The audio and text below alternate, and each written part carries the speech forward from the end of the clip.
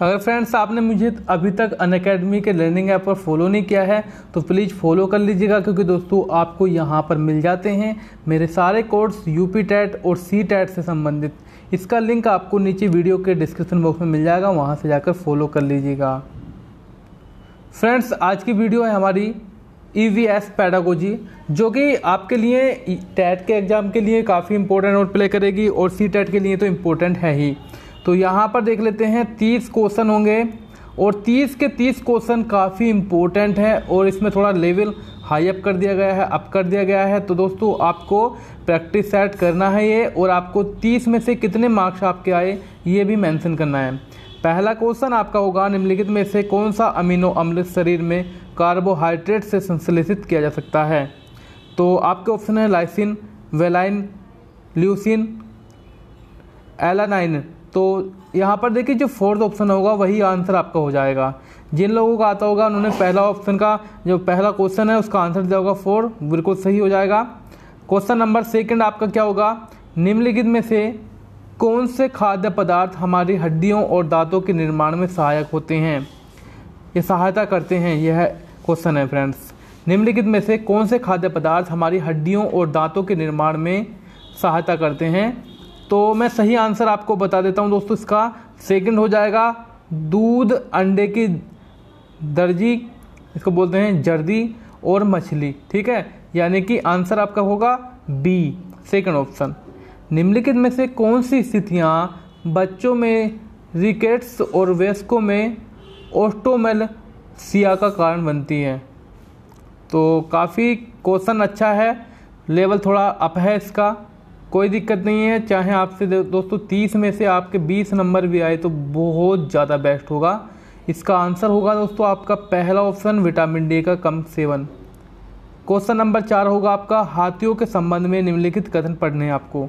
तो हाथियों के संबंध में पढ़ने आपको कथन, वे आसान, ये बहुत आसान करते हैं, सॉरी गाइस, पहला ऑप्शन आपका ये, वे बहुत आराम करते हैं। दूसरा है वे कम सोते हैं। वे कीचड़ और पानी में खेलना पसंद करते हैं। फोर्थ है आपका, वे प्रतिदिन 20 किलोग्राम तक खा सकते हैं। अब आपको ये बताना है, ये जो 5 पॉइंट हमने पढ़े हैं, 4 पॉइंट हमने पढ़े हैं ये, तो इन 4 पॉइंटों में से कौन कौन से पॉइंट अच्छे सही हैं? तो देखिए इसका सही आंसर मैं आपको बता दूं, दूसरा और तीसरा पॉइंट जो है सही है। वे कम सोते हैं, वे कीचड़ और पानी में खेलना पसंद करते हैं। क्वेश्चन नंबर 5 होगा, विषमता पता लगाएं। यहाँ पर विषम का पता लगाना हमें चूहे, हिरन, प्लेटिपस और कंगारू। देखिए इसमें जो विषम है वो आपका होगा थर्ड वाला, प्लेटिपस, थर्ड वाला विषम है। क्वेश्चन नंबर 6 होगा, निम्नलिखित में से किस पौधे का तल के स्रोत के रूप में उपयोग किया जाता है और उसकी पत्तियों का छत्ते बनाने के लिए उपयोग किया जाता है?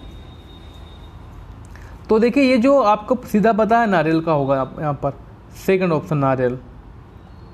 घटपर्णी पौधा क्या होता है भाई? तो थोड़ा सा ऑप्शन जो है अलग अलग लिखे हुए हैं, पर थोड़ा सा देख लीजिए दोस्तों क्या है। कीड़े मकोड़ों को आकर्षित करने के लिए उच्च तरत्व की ध्वनियाँ निकालता है। दूसरा ऑप्शन आपका मुंह छोटी छोटी कंटीरियों से ढका होता है। थर्ड है आपका भारत में नहीं पाया जाता। फोर्थ है आपका मेंढकों, कीड़े मकोड़ों और चूहों को चालाकी से फंसाकर खा जाता है। तो इसका जो सही आंसर होगा दोस्तों क्वेश्चन नंबर 7 का, वो आपका फोर्थ होगा कि मेंढकों, कीड़े मकोड़ों और चूहे को चालाकी से फांस कर खा जाता है, डी ऑप्शन। एक पालतू जानवर को रखना और उसके साथ खेलना किस प्रकार एक बालक के विकास में सहायता करता है? ये भी आपका पेडागोजी का क्वेश्चन है और अच्छा क्वेश्चन है। देख लेते हैं आपके आंसर, कितने स्टूडेंट्स आंसर इसका सही देते हैं। पहला हो जाएगा सामाजिक सुगमता। क्या होगा यदि व्यक्ति जो तैराक नहीं जानता, मतलब एक व्यक्ति जो है तैराकी नहीं जानता, मृत सागर में गिर जाता है, तो क्या होगा भाई? देखिए उस पर तैरता रहेगा, अगर वो मृत सागर में गिर गया तो उस पर जो है वो तैरता रहेगा।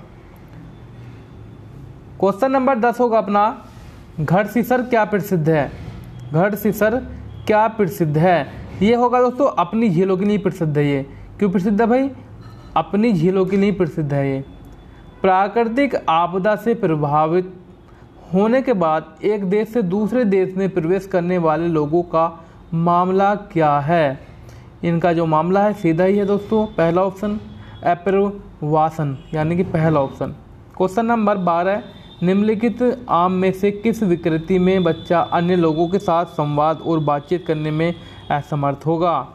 तो इसका जो आंसर होगा वो सेकंड हो जाएगा, यहाँ पर ऑटिज्म, सेकंड ऑप्शन होगा। तो यहाँ पर थोड़ा सा दोस्तों मैं एक्सप्लेन भी नहीं कर रहा हूँ, बाकी फ्रेंड्स क्योंकि 30 क्वेश्चन में देख लेने हैं हमें कि हमने कितनी तैयारी करी। अगर 20 भी आते हैं तो बेटर है। और जो नेक्स्ट वीडियो होगी ईवीएस की पूरा एक्सप्लेन किया जाएगा। ईवीएस की कक्षा में एक विशेष प्रसंग पढ़ाने के लिए परिचर्चा की सहायता का उपयोग करने वाले शिक्षक का मुख्य उद्देश्य क्या है? शिक्षक का मुख्य उद्देश्य, पहला ऑप्शन आपका किसी भी मायन में अपनी बात सही साबित करने के लिए छात्रों को समर्थ बनाना, गलत हो जाएगा, मायने होगा दोस्तों यहाँ पर। दूसरा है एक दूसरे की कमियां उजागर करने के लिए छात्रों हेतु मंच उपलब्ध कराना, ये भी सही नहीं है। थर्ड होगा आपका सीमित समय अवधि में प्रसंग पूरा करना। ऑप्शन नंबर 4 से आपको छात्रों में आलोचनात्मक चिंतन जागृत करना, जो कि सही हो जाएगा। क्वेश्चन नंबर 14 होगा विश्व में महाद्वीपों के बारे में समझाते समय ग्लोब का उपयोग करने का प्राथमिक उद्देश्य क्या है? इसका प्राथमिक उद्देश्य है छात्रों की कल्पना शक्ति का विकास करना, इस तरह से बोल सकते हैं हम, ठीक है। क्वेश्चन नंबर 15 होगा आपका कालाहांडी जिला चावल की खेती के लिए प्रसिद्ध है और यह किसका हिस्सा है? कालाहांडी जिला चावल की खेती के लिए प्रसिद्ध है, एक क्वेश्चन तो आपका बन गया। और दूसरा आपसे पूछ रहा है कि भाई यह किसका हिस्सा है? ये जो है दोस्तों वो आपका हो जाएगा उड़ीसा का हिस्सा। जब आप वर्ल्डास स्टेशन से गुजरेंगे तो निम्नलिखित में से कौन सा खाद्य पदार्थ मिलेगा? वहाँ पर देखिए खाद्य पदार्थ की बात हो रही है तो पूरी साग मिलेगा, बटाटा वड़ा और ठंडा दूध मिलेगा, फोर्थ ऑप्शन होगा आपका आंसर। ईवीएस शिक्षक किस प्रकार विभिन्न जानवरों के बारे में कक्षा 3 के छात्रों के ज्ञान का आकलन कर सकता है जिसे उन्होंने कक्षा में सीखा है? तो इसमें देखिए मैं आपको बता देता हूँ, यहाँ पर सही आंसर बताऊंगा, आप देख लीजिए अपने ऑप्शन। फोर्थ होगा आपका मौखिक प्रश्न चक्र के बाद कक्षा में पढ़े गए जानवरों के कागजी रूपों की प्रदर्शनी आयोजित करना।